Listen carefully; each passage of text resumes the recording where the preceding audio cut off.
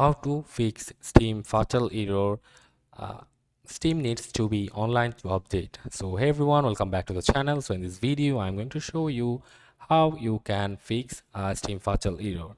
Steam needs to be online to update. So first of all, you need to open your Steam app from the desktop, and after opening your application, you just have to simply click on the Steam on the left upper corner and click on settings from here and click on downloads. And after that, you have to just come to this option called clear download cache, and you just have to simply click on clear cache and confirm.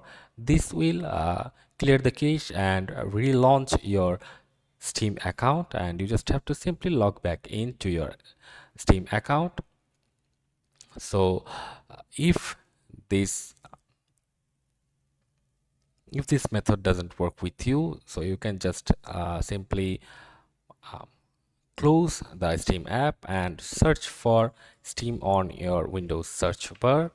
And as you can see from here, and you just have to right click on it and click on open file location, and you just have to again click on open file location from here, and you just have to simply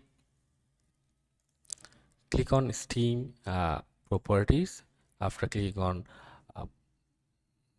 right, and you just have to go to compatibility from general, and you just have to click on this option called run this program in compatibility mode. For you just have to select Windows 8 and make sure to select disable full screen optimization and run this program as an administrator, and click on apply and click on OK. And you just have to simply relaunch your Steam, and that's it.